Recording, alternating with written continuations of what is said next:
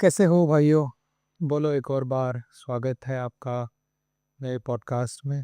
तो रविवार का दिन है, दोपहर के 3:30 बजे हैं और मैं रिकॉर्ड कर रहा हूँ एक और पॉडकास्ट, क्योंकि इस टाइम पे थोड़ा सा आवाज़ कम होता है आजू बाजू में, so I can record a good podcast.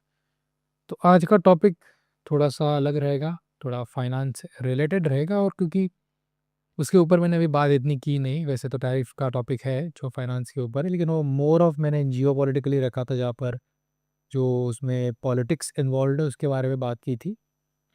And ये थोड़ा इकोनॉमिकल बात भी थी कि वो टैरिफ को क्यों इम्प्लीमेंट कर रहा है और जो भी है वो। You can watch that video, उसका कार्ड आई गेस मैंने ऐड कर दिया इस वीडियो के ऊपर में। You can go for I button and उस वीडियो को भी चेकआउट करो। तो इसमें बात करेंगे हम थोड़ा सा टैरिफ वगैरह के बारे में। सॉरी, इसमें बात करेंगे हम थोड़ा सा आई थिंक पिछली स्क्रिप्ट भूल नहीं पा रहा हूँ मैं तो हाँ, तो इसमें बात करेंगे थोड़ा रेपो रेट्स के बारे में। क्या है रेपो रेट्स? लाइक बहुत से लोगों को रेपो रेट सुना होगा, कुछ-कुछ लोगों को पता भी होगा कि रेपो रेट्स से होता क्या है, क्योंकि जब खबर आती है आरबीआई ने रेपो रेट्स बढ़ा दिए हैं, तो लोग थोड़ा-सा नाराज़ होते हैं कि भाई अब तो ईएमआई बढ़ेगी, ये होगा, वो होगा।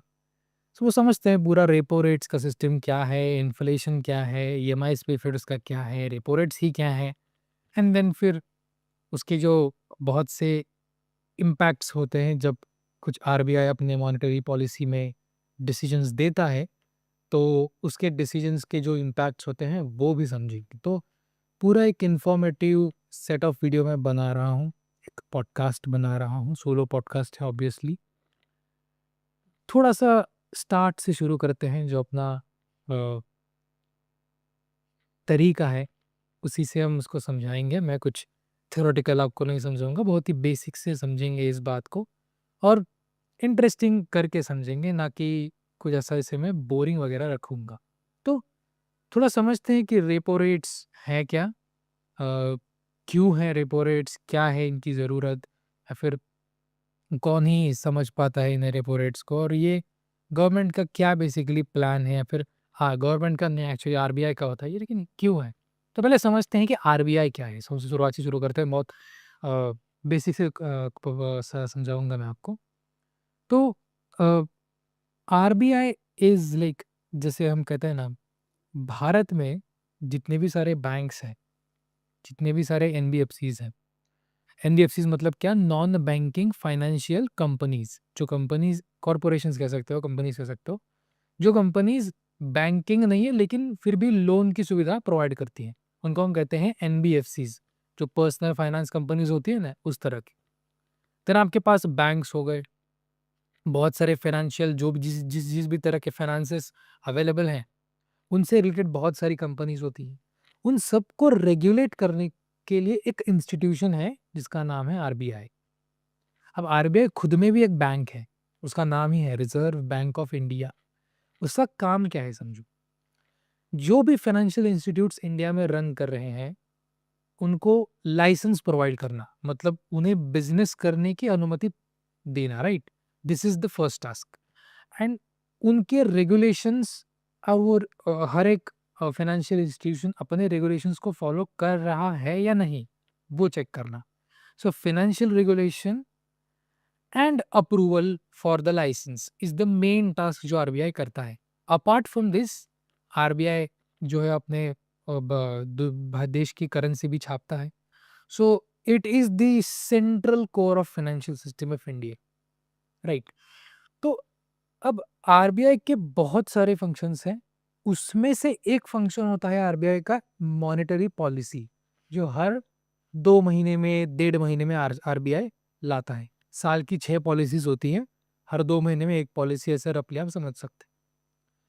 हर मॉनेटरी पॉलिसी में आरबीआई के गवर्नर लाइव 10 बजे आते हैं और सबको भारत की इकोनॉमिक कंडीशंस के बारे में समझाते हैं, करंट क्या चल रहा है, ग्लोबल इकोनॉमिक्स को समझाते हैं, महंगाई को देखते हैं, और कैश फ्लो कैसे चल रहा है, लिक्विडिटी में क्रंच है या नहीं। लिक्विडिटी में क्रंच, पहले वक्त लिक्विडिटी समझते हैं। सुनो, लिक्विडिटी बहुत बार आपने सुना होगा, उसका मीनिंग समझ में नहीं आ रहा होगा कि वो क्या है। Liquidity is basically basically availability of cash. Like बहुत ईज़िली अगर आप उसको समझना चाहते हो तो उसे कहते हो अवेलेबिलिटी ऑफ कैश। लोगों के पास पैसा कितना है, लोग खर्चे कर पा रहे हैं या नहीं, इसे कहते हैं लिक्विडिटी। और थोड़ा टेक्निकल जाओगे तो उसे हम डिमांड भी कहते हैं कि भाई डिमांड कितनी अच्छी है। अगर डिमांड होगी करने के लिए तो लिक्विडिटी अच्छी हो सकती है। डिमांड सप्लाई की सिर्फ डिमांड भी नहीं बोल सकते, सप्लाई और डिमांड कितना है। एक अगर जैसे अगर देखो डिमांड 5 की है, सप्लाई 5 की है, ठीक है। मान लो सप्लाई आपके पास बढ़ गई 10 की और डिमांड भी बढ़ गई 10 की, तो ये आपके पास लिक्विडिटी बहुत हो गई क्योंकि आपके पास बायर सेलर्स बहुत मिल रहे हैं आपको। So this is called liquidity. जैसे अगर आप स्टॉक मार्केट को फॉलो कर रहे होगे तो उसमें हम कहते हैं कि इस स्टॉक में लिक्विडिटी बहुत है। लिक्विडिटी होने का मतलब है कि वहाँ पर बायर सेलर्स बहुत है। लाइक आपको कोई ना कोई तो सेलर मिल जाएगा, कोई ना कोई तो बायर मिल जाएगा क्योंकि वहाँ पर लिक्विडिटी बहुत है। This is a basic term liquidity. उसी को ही हम ऐसे कह सकते हो कि आप जहाँ पर बायर और सेलर्स बहुत मात्रा में अवेलेबल है उसे लिक्विडिटी आप ज़्यादा कहना, लिक्विडिटी ज़्यादा है उसका ये मतलब हुआ। सो ये तो हुई लिक्विडिटी बात। तो ऐसी बहुत सारी चीज़ों पे या फिर हमारी खेती कैसे चल रही है, क्रॉप्स का क्या होगा इस बार, फार्मिंग सेक्टर का क्या होगा, तो ये सारी चीज़ों के बारे में ओवरऑल बेसिकली और जीडीपी का फोरकास्ट क्या होंगे, ये सारी चीज़ों के बारे में बात करते हैं हमारे आरबीआई के गवर्नर इन मॉनेटरी पॉलिसी। उसे कहते हैं RBI MPC, RBI monetary policy. MPC तो कमिटी होगा, मॉनेटरी पॉलिसी कमिटी। वो 6 लोग की कमिटी होती है, वो मिलकर डिसीजंस लेते हैं, वोटिंग होती है डिसीजन पे और फिर वो जो पॉलिसी के रेट्स होते हैं उसके डिसीजंस देते हैं। तो उसके बारे में बात करेंगे। तो जो मॉनेटरी पॉलिसी अगर आपने देखी होगी तो बहुत सारी चीज़ों के बारे में बात होती है। उसी में एक चीज़ के बारे में बात होती है, वो है पॉलिसी रेपो रेट्स। तो उसी के बारे में इस वीडियो में हम बेसिकली समझेंगे, इस पॉडकास्ट में समझेंगे कि पॉलिसी रेपो रेट्स होते क्या हैं। बहुत ही बेसिक कंसेप्ट है, हर एक भारतीय को इसके बारे में पता होना चाहिए और जो नए जनरेशन्स के बच्चे हैं उनको तो पता होना चाहिए, इसलिए समझा रहा हूँ, बहुत ही ईजी है, ठीक से सुनो। पॉलिसी रेपो रेट्स मतलब एक इंटरेस्ट रेट होगा। जैसे मान लो आपने लोन ले लिया बैंक से, तो बैंक से लोन लेने के बाद बैंक आपको एक इंटरेस्ट रेट चार्ज करती है। तो आपको लोन का पैसा अमाउंट, उसके साथ उसके ऊपर का इंटरेस्ट, वो बैंक को वापस देना होगा, राइट। सो ये जो इंटरेस्ट रेट है ये तय कौन करता है, इसका बेंचमार्क कहाँ पे है। बेंचमार्क मतलब किस चीज को देख के ये बैंक्स अपने इंटरेस्ट रेट सेट करती हैं, तो वो है आरबीआई के रेपो रेट्स। अब जो रेपो रेट्स है, लोग कभी कभी कंफ्यूज होते हैं कि जो रेपो रेट है वही इंटरेस्ट रेट है। ऐसा नहीं है, जो बैंक आपसे इंटरेस्ट रेट चार्ज कर रही है वो रेपो रेट नहीं है, वो रेपो रेट को देख के बनाया हुआ इंटरेस्ट रेट है। अब वो कैसे समझो, इसमें बिजनेस है पूरा। जैसे अभी आरबीआई को कहते हैं हम बैंकों का bank, right. RBI is a बैंकों का बैंक, लाइक एसबीआई को भी कहते हैं लोग कि ये तो बैंकों का बैंक है, और एसबीआई का बैंक भी आरबीआई है, ऐसे। तो आरबीआई क्या करता है, ये बैंकों को लोन भी प्रोवाइड करता है, कम इंटरेस्ट रेट पे लोन भी प्रोवाइड करता है बैंकों को अगर उनको कैश की जरूरत है। जैसे अगर बैंक का बिजनेस समझो कैसा है, बैंक क्या करता है, कस्टमर से सेविंग अकाउंट में पैसे रख लेता है, फिर उस सेविंग अकाउंट में जो जितने पैसे उनके पास जमा होते हैं उसमें से थोड़े पैसे सेफ्टी के लिए रखता है, बाकी पैसों को एज अ लोन बांटता है। और जो लोन से इंटरेस्ट उसको मिलता है, उसी इंटरेस्ट में से थोड़ा इंटरेस्ट वो सेविंग अकाउंट के लोगों को देता है as an interest, saving interest. और फिर जो बचा हुआ है वो बैंक का प्रॉफिट होता है। ये बहुत ही रफ आइडिया मैंने दिया आपको, लेकिन इसी तरह बैंक का बिजनेस ऑपरेट होता है, राइट। उसमें अब बहुत सारे एवेन्यूज बन चुके हैं, लेकिन this is the basic business जो बैंक का होता है, राइट। तो बैंक को कभी कभी खुद से भी पैसों की ज़रूरत होती है। लाइक मान लो सेविंग अकाउंट में बहुत सारे विथड्रॉल्स हो रहे हैं, तो बैंकों को है कि भाई भी बहुत सारे विथड्रॉल्स तो हो रहे हैं और हमें लोन्स भी और बांटने हैं, so we need extra cash. वैसे ऐसी सिचुएशन वैसे आती नहीं है, अगर ऐसी सिचुएशन आ रही है तो बैंक खतरे में है वैसे, लेकिन मान लो थोड़ी माइनर सिचुएशन है और आपको पैसे चाहिए, तो बैंक को लोन कौन देगा। बैंक खुद ही दूसरे को लोन देते हैं ना, तो बैंक को लोन कौन देगा, तो बैंक जाती है आरबीआई के पास। बैंक और सारे तरीके भी देखते हैं, लेकिन आरबीआई का जो है वो बहुत ही प्रोमिनेंट वे है, जहाँ पर बैंकों को सजेस्ट किया जाता है कि आप आरबीआई के पास जाओ। इसे सजेस्ट करने की भी ज़रूरत नहीं है, बैंक्स ऑब्वियसली आरबीआई के पास ही जाएंगे कि like RBI is the mother of all banks.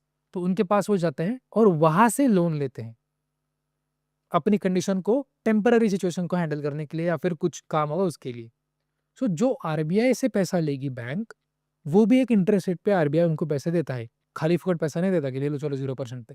वो भी दे सकता है, वो डिपेंड करता है कब देगा, जब बहुत सारी सिचुएशंस ऐसी होंगी जहाँ पर बैंकों से वापस पैसे लेना ज़रूरी नहीं होगा, देश के बैंक्स को बचाना इंपॉर्टेंट होगा। तो वो फाइनेंशियल क्राइसिस जब होगा उस समय आपको वो नीड होगी। लेकिन वो अभी हमारा टॉपिक नहीं है, देखो समझो भाई कैसे है। तो बैंक्स क्या करती हैं, वो आरबीआई के पास जाती हैं, उनसे पैसा लेती हैं, तो उसके लिए आरबीआई उनको इंटरेस्ट रेट चार्ज करता है। That interest rate is called as repo rate. उसी रेट को हम रेपो रेट कहते हैं। अगर तो मान लो बैंक रेपो रेट चल रहा है 5%, तो बैंक्स क्या करेंगी, 5% पे लोन लेंगे आरबीआई से, एंड देन वो पैसे लेके फिर यहाँ पर जिनको लोन बांटना है उन्हें बांटेंगी, और उनसे चार्ज करेगी 7-8-9%। राइट। तो वो जो डिफरेंस है फिर वो भी फिल हो जाएगा आपका, और बेसिकली आपके प्रॉफिट्स भी मेंटेन हो जाएंगे, लेकिन उससे इतना प्रॉफिट नहीं होता ऑब्वियसली, लेकिन एक मार्जिन इस तरह मतलब मैकेनिज्म इस तरह है इसका। तो समझो आरबीआई का जो रेपो रेट है वो एक बेंचमार्क हुआ फिर बैंक्स के लिए। अगर आरबीआई कह रहा है, आरबीआई अगर बैंक से 5% ले रहा है, तो बैंक्स कस्टमर से 7% 8% लेंगी। समझ रहे हो, इतना मतलब डिपेंड करता है कि लोन किस तरह का है, सिक्योर्ड लोन है या फिर थोड़ा रिस्कियर लोन है, उस पर भी डिपेंड करता है, लेकिन बेसिक इसका लॉजिक यही रहेगा। सो रेपो रेट क्या है, it is the interest rate charge by the RBI to the banks. तो ये बैंक के लिए जो इंटरेस्ट रेट है वो उसे हम कहते हैं रेपो रेट्स। तो वो उसमें है क्या, देखो बहुत सारे और भी रेट्स हैं, जैसे सीआरआर हो गया, वो कैश रिजर्व रेशो है, मतलब आई एक्चुअली मैं एक्चुअल डिफिनेशन उसकी भूल रहा हूँ, लेकिन इट इज़ लाइक वो एक परसेंटेज ऑफ मनी है जो बैंक्स को अपने रिजर्व्स में रखना पड़ेगा। लाइक बैंक अगर सेविंग्स में किसी से पैसा लिया बैंक ने, तो पूरा का पूरा पैसा लोन में नहीं बांट सकती बैंक। मान लो सेविंग वाले को पैसा चाहिए तो वो कहाँ से देगी, तो वहाँ में से उस सेविंग अकाउंट में से थोड़े से पैसे बैंक को एज अ सेफ्टी रखने पड़ते हैं। राइट। तो इसी तरह कुछ कुछ कंसेप्ट्स हैं और भी, लेकिन आज हम बात करेंगे रेपो रेट्स की, विच इज़ क्वाइट आज का हमारा इंपॉर्टेंट टॉपिक है। सो ये तो तब आपने बेसिक समझ लिया। तो आरबीआई पॉलिसी में हर 2 महीने में रेपो रेट्स पे भी डिसीजन आता है, जहाँ पर जो आरबीआई है वो रेपो रेट्स पे अपनी कमेंट्री देता है। तो क्या होता है, गवर्नर साहब कहते हैं कि हमने देखा इकोनॉमिक कंडीशन को, इन्फ्लेशन को देखा, डिमांड को नज़र में रखते हुए हम रेपो रेट्स को आइदर बढ़ा रहे हैं या फिर घटा रहे हैं। अगर रेपो रेट्स को बढ़ा दिया, इसका मतलब है जो बैंक से इंटरेस्ट चार्ज होगा वो ज़्यादा होगा, तो बैंक क्या करेंगी, अपने इंटरेस्ट रेट को आगे बढ़ा देगी, जो कस्टमर साइड का इंटरेस्ट रेट है। कम कर दिया तो बैंक वहाँ पर भी कम कर देगी। उसी तरह बैंक जो एफडीज ऑफर करती हैं, अगर रेपो रेट बढ़ गया तो एफडीज पे पैसे ज़्यादा मिलेंगे, वहाँ का भी इंटरेस्ट रेट बढ़ेगा, सेविंग अकाउंट्स का इंटरेस्ट रेट बढ़ेगा, थोड़ा थोड़ा। तो ये हर चीज़ में रहता है। जनरली बैंक्स लाइक आरबीआई के इसी इंटरेस्ट रेट को देख के, उसका बेंचमार्क देख के ही बनाते हैं, और उसमें इतना ज़्यादा फर्क नहीं होता, लेकिन हाँ थोड़ा डिफरेंस रहता है।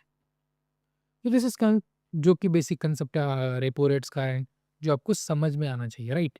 तो ये जो रेपो रेट्स है, ये अब इसका इम्पैक्ट आपके ईएमआई पे कैसे होता है, इसे समझते हैं थोड़ा। तो मान लो अभी आरबीआई तो लगातार 3 पॉलिसीज से रेपो रेट घटा दिए थे, लाइक आई गेस फरवरी पॉलिसी और April policy and then June policy, 3 policy में आरबीआई ने इंटरेस्ट रेट में कट किया था। अभी जो आई गेस अगस्त की पॉलिसी हुई थी, वहाँ पे आरबीआई ने पॉज लिया है। जो हमारे आई थिंक नए आरबीआई गवर्नर हैं संजय मल्होत्रा, उनके पहले शक्तिकांता दास थे, उन्होंने आरबीआई रेट्स को होल्ड करके रखा था आई गेस 2 साल के लिए, 2023 से लेकर 23 आधा, 23 के मार्च नहीं 23 के अप्रैल में पहले आरबीआई ने रेट्स को पॉज किया था, देन 24 में पॉज रखा, 25 में उनकी आखिरी पॉलिसी आई गेस दिसंबर में थी, उसके बाद फरवरी की पॉलिसी थी वो संजीव मल्होत्रा साहब की थी, संजय मल्होत्रा है एक्चुअली, नाम में थोड़ा मिस कर रहा हूँ। तो उन्होंने एक्चुअली किया था संजय मल्होत्रा, तो हाँ सॉरी, तो उनकी वो पहली पॉलिसी थी फरवरी वाली, तो उन्होंने आते से ही इंटरेस्ट रेट में कट कट किया, तो 3 पॉलिसीज लगातार कट हुए। अब जाके आरबीआई ने एक पॉज लिया है 3 बार कट करने के बाद। तो ये डायनेमिक कंडीशंस होती हैं, रेपो रेट्स बढ़ते रहेंगे घटते रहेंगे। जैसे कोरोना का समय था, तब रेपो रेट्स ड्रास्टिकली नीचे किए थे क्योंकि डिमांड घट गई थी, तो डिमांड बढ़ाने के लिए किया। तो अब हम थोड़ा सा रेपो रेट्स का ईएमआई पे इम्पैक्ट क्या है ये समझते हैं पहले, और फिर इन्फ्लेशन पे भी समझते हैं। अगर आपको ईएमआई समझ में आ गया तो इन्फ्लेशन पे वैसे ही समझ में आने वाला है। तो थोड़ा देखो कि भाई ईएमआईज़ पे क्या इम्पैक्ट होता है उनका। तो देखो क्या है, जैसे मैंने अभी आपको बताया ही था, तो आपको समझ में आ ही गया होगा वैसे। मान लो ईएमआईज़ हैं, जैसे मान लो आरबीआई का रेपो रेट है, 5% चल रहा है रेपो रेट, मतलब 5% आरबीआई चार्ज करता है बैंक से, अगर उन्होंने आरबीआई से लोन लिया तो बैंक का इंटरेस्ट रेट है मान लो 7, 7.5, 8%, 8% मान लो, जो कंज्यूमर को बैंक चार्ज कर रहा है लोन पे। मान लो आरबीआई ने इंटरेस्ट रेट कर दिया 5 से 5.5, 5.5%, सो 0.50% का इंक्रीज कर दिया, उसे हम कहते हैं 50 बेसिस पॉइंट का इंक्रीज। तो अगर ये हो गया इंक्रीज, तो बैंक क्या करेंगी, क्योंकि देखो उन्होंने, बैंक ने भी आरबीआई से लोन लिया है तो उनको पैसे आरबीआई के देने हैं, तो इंटरेस्ट रेट आरबीआई ने बढ़ा दिया तो उनको इंटरेस्ट पे आउट बढ़ गया बैंक का, तो बैंक को पैसे थोड़े ज़्यादा देने पड़ रहे हैं इधर आरबीआई को। तो वो क्या करेंगे, अपने मार्जिन्स को मेंटेन करने के लिए कंज्यूमर का भी इंटरेस्ट रेट बढ़ा देंगे, तो पैसा लेंगे कंज्यूमर से, तो कंज्यूमर का इंटरेस्ट रेट होगा 8%, उसको कर देंगे 8.5%। क्यों? आरबीआई ने 0.50 बढ़ा दिया, हम बढ़ा रहे हैं 0.50। सो आपका interest rate at the end बढ़ गया, तो आपकी इंटरेस्ट रेट बढ़ने के कारण आपका जो लोन के ऊपर का इंटरेस्ट है वो बढ़ेगा, और उसकी वजह से आपकी जो ईएमआई कैलकुलेट होगी उसमें बढ़ोतरी होगी, तो वो ईएमआई आपका 1500 रुपये, 1000 रुपये से बढ़ सकता है। That's the thing. तो ये इम्पैक्ट होता है, राइट? तो इसे कहते हैं कि कैसे एक इंटरेस्ट रेट डिसीजन ने आपके ईएमआई को चेंज कर दिया, तो लोग को लगता है कि ये कैसे हो रहा है। दिस इज द लिंक, समझ पा रहे हो? तो ये तो हो गया लोन पे इम्पैक्ट क्यों हो रहा है, ईएमआईज कैसे बढ़ते हैं। सिमिलरली लोन पे अगर इंटरेस्ट रेट बढ़ रहा है तो वो एफडीज पे भी बढ़ता है, सेविंग अकाउंट पे भी थोड़ा थोड़ा बढ़ता है, तो एफडीज पे परमानेंटली बढ़ता है वहाँ पे। सो जो इन्वेस्टमेंट्स भी होते हैं, बैंकिंग इन्वेस्टमेंट्स, वहाँ पे भी आपके इंटरेस्ट रेट्स बढ़ते हैं। अब ये चीज़ें क्यों की जाती हैं उसे समझते हैं, या फिर क्यों एक इन्फ्लेशन एक बड़ा पार्ट है आरबीआई की पॉलिसी में जब वो रेपो रेट्स को डिसाइड कर रहे हैं, इसे समझते हैं, क्योंकि ये बहुत इंपॉर्टेंट है और ये जनरलाइज सबको समझ में आना चाहिए।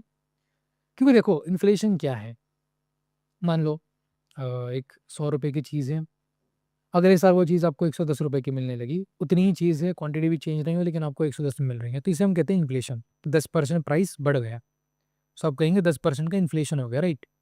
इन्फ्लेशन को सबको पता है, राइट? अब इन्फ्लेशन का क्या सीन है, देखो इन्फ्लेशन बढ़ता क्यों है इसे समझते हैं पहले। मान लो वो 100 रुपये की चीज़ थी, वो 150 हो गई, उसके पीछे के कारण कुछ तो होंगे ना, ऐसे ही तो नहीं कि आज 100 है तो कल 150 कर देंगे। मान लो जो चीज़ थी 100 रुपये की, वो 150 बोल रहा था, आई थिंक 110, हाँ 110 हो गई। वो 110 हो गई, वो क्यों हो गई? क्योंकि उसका कोई तो रॉ मटेरियल है, उसके प्राइस बढ़े होंगे, उसमें कुछ तो लिक्विडिटी क्रंच आया होगा, इसलिए उसके प्राइस बढ़ गए होंगे, और उसकी वजह से उसका, उसमें उसके डिमांड में कुछ बढ़ोतरी हो गई होगी, कुछ प्रोडक्ट की डिमांड में बढ़ोतरी हो गई होगी, उसी की वजह से उसका प्राइस बढ़ रहा है। तो बहुत सारे फैक्टर्स आरबीआई एनालाइज करता है कि भाई इन्फ्लेशन बढ़ रहा है तो क्यों बढ़ रहा है। सो इन्फ्लेशन मतलब चीज़ों के कीमतें बढ़ना, इसके पीछे बहुत से रीजंस हो सकते हैं आपके लिए। जैसे एक रीज़न हो सकता है कि उस चीज़ की डिमांड अचानक से बढ़ गई हो और सप्लाई उतनी ही हो, राइट? तो प्राइस बढ़ेगी।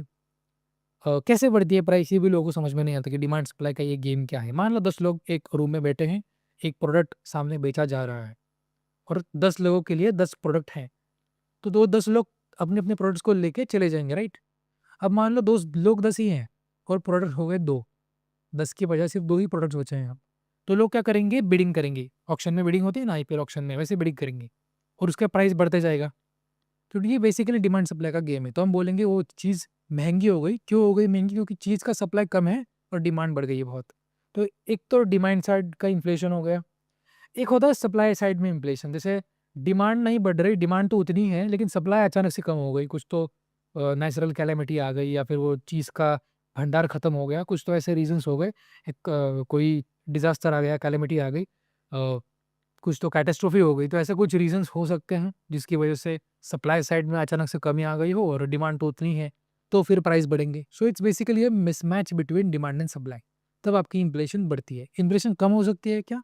जी हाँ, हो सकती है। क्यों हो सकती है? मान लो सप्लाई उतनी है और डिमांड अचानक से कम हो गई, जैसे कोरोना में हुआ था कि भाई कच्चा तेल का प्राइस, क्रूड ऑयल का प्राइस अचानक से कम हो गया। क्यों हो गया? क्योंकि डिमांड तो, सप्लाई तो उतनी ही थी, कोई घर से बाहर ही नहीं निकल रहा था, तो तेल क्यों लगेगा किसको? सो वो हो गया कम। सो कच्चा तेल अचानक से गिर गया वहाँ पे। सो दोनों इफ़ेक्ट्स हैं उसके। इन्फ्लेशन भी होगा, डिफ्लेशन भी होगा। क्यों होगा? क्योंकि डिमांड एंड सप्लाई का गेम है, राइट? तो आरबीआई ऑब्जर्व करता है कि डिमांड घट रही है, डिमांड बढ़ रही है, इन्फ्लेशन ये क्यों नीचे ऊपर हो रहा है, राइट? तो मान लो अगर इन्फ्लेशन बहुत बढ़ गया, तो इन्फ्लेशन बहुत बढ़ने के बेसिक रीज़न होते हैं कि भाई डिमांड बहुत बढ़ रही है। अगर सारे सर्कमस्टांसेस नॉर्मल हैं, तो हम कह सकते हैं कि भाई इन्फ्लेशन बढ़ रहा है क्योंकि डिमांड बहुत ज़्यादा हो रही है। अब डिमांड ज़्यादा कब होगी? समझो, डिमांड ज़्यादा कब होगी? मान लो लोग हैं, लोगों के पास सैलरी कमाते हैं लोग, ईएमआई भी भर लेते हैं, फिर भी उनके पास पैसा बच रहा है। तो क्या करेंगे? पैसा बचा के कुछ तो रखेंगे नहीं, उसको खर्चा करेंगे, right? They will this basically want to spend money, right? So they will go and buy products in the market. तो मार्केट में कैश फ्लो इंसर्ट करेंगे वो लोग। कॉमन लोग की बात कर रहा हूँ मैं। तो जब वो पैसे को मार्केट में घुसाएँगे, मतलब स्पेंडिंग करेंगे, तो डिमांड बेसिकली वो मेंटेन कर रहे हैं, डिमांड को बढ़ा रहे हैं, राइट? अब उस डिमांड इंक्रीज़ के कारण आपका इन्फ्लेशन बढ़ रहा है। तो आरबीआई ये ऑब्ज़र्व करता है कि भई ये तो डिमांड कहाँ से हो रही है? लोगों के पास पैसा बहुत है, लोग खर्चा बहुत कर रहे हैं। तो उनके पैसे को थोड़ा क्रंच करो मतलब आपसे पैसे नहीं लेगा। इनडायरेक्टली क्रंच करते हैं। क्या करेंगे? इंटरेस्ट रेट्स को बढ़ाएँगे। इंटरेस्ट रेट्स बढ़ने के बाद बैंक्स अपने इंटरेस्ट रेट्स बढ़ाएँगे लोन पे, और आपका जो लोन पहले मान लो आपका महीने का 30,000 लोन लोन में जाता था, वो जाएगा ब 32,000 33,000 लोन में जाएगा। 2-3 हज़ार रुपए आपके और कम हो गए। साल के देखो तो आपके 30 एक हज़ार तो एक्स्ट्रा लोन में जा रहे हैं वापस। तो ये जब आपके साथ होगा, तब आप बोलोगे कि यार मेरे को अब साल के 30,000 रुपए इस चीज़ में देने पड़ रहे हैं बहुत लोन में, लोन के इंटरेस्ट में। तो मैं अब ये चीज़ नहीं खरीदता हिस्सा। तो आप क्या करोगे? स्पेंडिंग को अपनी कम करोगे। स्पेंडिंग कम की मतलब डिमांड कम हो रही है मार्केट में, और इन्फ्लेशन नीचे आएगा तब। समझ रहे हो? तो इसमें आरबीआई की आपसे कोई दुश्मनी नहीं है। वो इसलिए कर रहा है इन्फ्लेशन को कम, क्योंकि अगर आप ऐसे ही स्पेंड करते जाओगे तो बाद में प्राइसेस इतनी बढ़ जाएँगी कि जो दूसरा इंसान जिसके पास कैपेबिलिटी नहीं है चीज़ खरीदने की और उसको ज़रूरत है, लेकिन प्राइस के कारण वो नहीं ले पा रहा, उसको प्रॉब्लम ना हो, इसलिए उसे आज ही टैकल करना पड़ेगा। इसलिए आरबीआई इंटरेस्ट रेट्स को बढ़ाता है और इस तरह टैकल करता है इन्फ्लेशन को। समझ पा रहे हो? बहुत ही बेसिक एक्सप्लेनेशन दे रहा हूँ, इससे बेसिक कोई एक्सप्लेनेशन नहीं दे सकता। तो समझ पा रहे हो चीज़ को? क्यों आरबीआई इंटरेस्ट रेट्स को बढ़ाता है? वो किसी से दुश्मनी नहीं कर रहा, वो कंट्री की डिमांड है। लाइक अगर अमेरिका में देखो, तो वहाँ के फेड ने भी, एक हमारा जैसे आरबीआई है, उनका फेड है। फेड ने भी इंटरेस्ट रेट्स बढ़ाए थे। उनके फेड के इंटरेस्ट रेट्स 0.5% से 5% चल रहे हैं अभी। क्यों चल रहे हैं 5% इंटरेस्ट रेट्स? क्योंकि आरबी वहाँ पे भी इन्फ्लेशन बढ़ गया था बहुत। अमेरिका में इन्फ्लेशन 2022 जब रशिया यूक्रेन का वॉर हुआ था, 2% से इन्फ्लेशन जंप करके 9% तक चला गया था। 9.1% का हाई मारा था उस इन्फ्लेशन में। तो वहाँ पर भी कंज्यूमर्स के प्रॉब्लम्स हो रहे थे। लोगों को चीज़ें खरीदने नहीं आ रही थी, तो वो क्या किया? लिक्विडिटी क्रंच, मार्केट में से पैसा निकाल लो। कैसे करोगे? स्पेंडिंग कम कराओ लोगों की। एक इसके एक और पहलू भी है कि अगर आप इंटरेस्ट रेट्स को इंक्रीज़ करोगे, तो लोगों के पास सेविंग्स बहुत नहीं होंगी, क्योंकि उनके लोन्स में पैसे जाएँगे। तो लोग स्पेंडिंग भी नहीं करेंगे, एंड लोग फिर स्टॉक मार्केट में पैसा नहीं डाल पाएँगे, क्योंकि उनके पैसे लोन में जा रहे हैं या फिर इंटरेस्ट पे आउट में जा रहे हैं, राइट? मान लो कंपनीज़ भी हैं, कंपनीज़ ने बैंक से लोन लिया है, तो उनके अगर इंटरेस्ट रेट्स बढ़ जाएँगे, तो क्या करेंगी कंपनीज़? कंपनीज़ देखेंगी भाई हमारे इंटरेस्ट रेट्स बढ़ चुके हैं, अब हमें इंटरेस्ट में पैसा बहुत देना पड़ेगा, तो कंपनीज़ भी स्पेंडिंग कम करेंगी। इसलिए जब इंटरेस्ट रेट्स बढ़ने बढ़ने लग जाते हैं, तब आपके जॉब्स पे इम्पैक्ट थोड़ा-थोड़ा आने लगता है। क्यों आता है? क्योंकि कंपनीज़ जो हैं, उनको अब इंटरेस्ट पे आउट बहुत करना पड़ रहा है बैंक्स को, अपने जो लोन्स लिए हैं उसके ऊपर। तो कंपनीज़ की जो कॉस्ट कटिंग होती है, वो अपनी जॉब्स में करती हैं। तो वो ले-ऑफ्स करती है और नई हायरिंग्स को बंद करती है कंपनीज़। कि कंपनीज़ को अपने जो रिज़ल्ट्स हैं, कंपनी के रिज़ल्ट्स, क्वार्टरली रिज़ल्ट्स, उनको मेंटेन करना है। क्यों करना है मेंटेन? क्योंकि अगर उनको मेंटेन नहीं करेंगे, रिज़ल्ट अगर खराब दिखेगा, तो स्टॉक प्राइस नीचे जाएगी, स्टॉक प्राइस नीचे जाएगी तो आपका मार्केट कैप नीचे जाएगा। समझ रहे हो? तो ऐसे बहुत से लिंकअप्स हैं इन चीज़ों में। थोड़ा वीडियो को सीक्वेंस से थोड़ा-सा स्लो करके भी देख सकते हो अगर आपको एक बार में समझ ना आया हो तो। लेकिन हाँ, समझ में तो वैसे ही आएगा, क्योंकि बहुत अच्छे से एक्सप्लेन किया है मैंने। सो ये इम्पैक्ट होता है आरबीआई के रेपो रेट्स का, समझ पा रहे हो चीज़ों को? हर चीज़ को अगर मान लो आरबीआई ने इंटरेस्ट रेट्स कम कर दिए, तो लोगों के पास वापस पैसा आ जाएगा, क्योंकि आपके लोन का इंटरेस्ट रेट कम हुआ, तो लोन में आपको पैसे बहुत देने हैं नहीं। तो वो पैसे आपके फिर बच गए 20-30 हज़ार साल के, तो वो 20-30 हज़ार का मोबाइल ले लोगे, स्पेंडिंग फिर से बढ़ जाएगी, फिर डिमांड इंक्रीज़ कर देगा आरबीआई। सो रेपो रेट्स को समझो कि इकोनॉमिक बेसिस से रेपो रेट्स अगर बढ़ रहे हैं आपके, तो आप बेसिकली मार्केट से लिक्विडिटी को निकाल रहे हो। लिक्विडिटी को निकाल रहे हो मतलब मार्केट में स्पेंडिंग कम हो रही है, बिज़नेसेस को थोड़े से लॉस होंगे वहाँ पे। क्यों होंगे लॉस? क्योंकि लोग खरीदें कर नहीं कर रहे हैं ना। अगर आप जो 20-30 हज़ार स्पेंड करते थे मोबाइल फ़ोन लेने में, वॉशिंग मशीन लेने में, किसी चीज़ में ले रहे थे, तो अब अगर आप वॉशिंग मशीन नहीं लोगे तो नुकसान किसको होगा? उस वॉशिंग मशीन की कंपनी को होगा, मोबाइल फ़ोन की कंपनी को होगा, राइट? सो इसे कहते हैं बेसिकली लिक्विडिटी क्रंच, और ये करना भी ज़रूरी है। लाइक समय-समय पर ये चीज़ें आपको करनी पड़ेंगी। जैसे कोरोना का सा टाइम था, वहाँ पर डिमांड ही कम हो गई थी, तो लोगों को स्पेंडिंग के लिए इन्फ्लुएंस करने के लिए, स्पेंडिंग करने के लिए प्रवृत्त करने के लिए आरबीआई ने इंटरेस्ट रेट्स को घटा दिया था बहुत। कंपनीज़ के लिए इंटरेस्ट रेट्स को बहुत घटा दिया था कि लोन लो, डेवलपमेंट करो, इंफ्रास्ट्रक्चर बढ़ाओ, जॉब्स दो लोगों को, पैसा लाओ, मार्केट में पैसा इंसर्ट करो।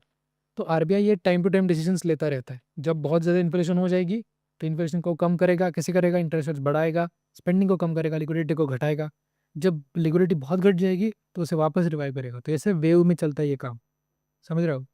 तो this is completely about the RBI repo rates, और जो भी आपके बहुत सी चीज़ें हैं। लेकिन उसमें भी बहुत ही है, देखो एक मॉनेटरी पॉलिसी अगर मुझे डिस्कस करनी है तो वहाँ पर बहुत सी चीज़ें होती हैं जहाँ पर आरबीआई डिस्कशन करता है।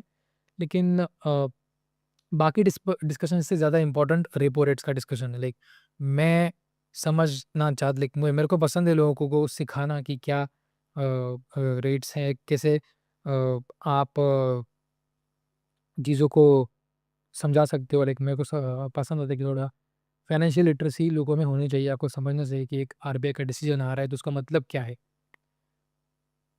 लाइक सेल्फ सेंट्रिक भी हमें थॉट नहीं करना कि भाई इंटरेस्ट रेट बढ़ गया, मेरे तो इंटरेस्ट पे बढ़ जाएंगे अब। और लाइक क्योंकि आपको समझना पड़ेगा कि एक ही सिचुएशन पूरे लाइफ के लिए नहीं रह सकती, सिचुएशंस चेंज होती रहेंगी। तो यही मार्केट डायनामिक्स होता है पूरा।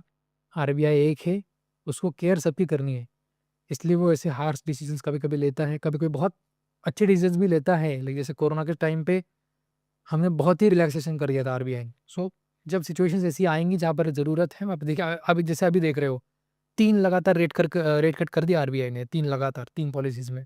तो आपके इंटरेस्ट रेट्स कम हो गए लोन पे, तो पैसा आपके पास अब थोड़ा आ रहा होगा बहुत। तो ये क्यों है? This is called the money matrix ना, तो इसे देखना पड़ेगा आपको कि ये कब पैसे को आपको इन्फ्यूज़ करना है मार्केट में और कब वहाँ से निकालना है। That's the whole system. समझ पा रहे हो चीज़ को? ये पूरा डिपेंड करता है, और इसमें बहुत सी चीज़ें और भी है कि जैसे रेपो रेट्स होते हैं, वो कैसे डिसीजन लेते हैं। तो 6 लोग की कमेटी होती है, एमपीसी कहते हैं उसे, मॉनेटरी पॉलिसी कमेटी। 6 लोग की होती है, उसमें वोटिंग होती है। जैसे एक प्रपोजल लाएंगे, बोलेंगे इंटरेस्ट रेट्स को बढ़ाना है, तो वो 6 लोग वोटिंग करेंगे। लेकिन इसमें इम्पोर्टेंस वही होता है कि आरबीआई के जो गवर्नर है वो क्या बोल रहे हैं, राइट? तो उनकी बेसिकली उनके पास वीटो होता है। फेड में आई गेस वीटो नहीं होता। फेड में जो वोटिंग होती वहाँ पे भी होती है फेड में। लेकिन वहाँ पे आई गेस जो फेड के गवर्नर है उनका जो स्टांस होगा, फेड चेयरमैन है उनका जो स्टांस होगा, वही फाइनल स्टांस होता है आई गेस। इंडिया में आई डोंट नो वो कैसा है, क्योंकि वहाँ हमारे यहाँ वोटिंग तो होती है। तो वो वोटिंग भी बताते हैं कि 3-2 से 3-4, सॉरी 3-2 से 3-3 से 4-3 से डिसीजन हो रहा है, ये हो रहा है, वो हो रहा है। सो वो भी सुना करो पॉलिसीज़ को, बढ़िया ही होती हैं पॉलिसीज़ वो, मॉनेटरी पॉलिसीज़ आरबीआई की। आपको बहुत समझ में आएगा कि बेसिकली वो भारत का इकोनॉमिक आउटलुक होता है 2 महीने का, क्या होगा? अगले 2 महीने में हम क्या देख रहे हैं? So it's something like that. तो बहुत सी चीज़ें हैं, तो एक मेरे को तो समझ में बहुत पहले नहीं आता था। मैंने खुद से सीखा कि भई ये पॉलिसीज़ क्या होती हैं, क्योंकि उसका इम्पैक्ट जनरल लाइफ़ पे आपके होता है, राइट?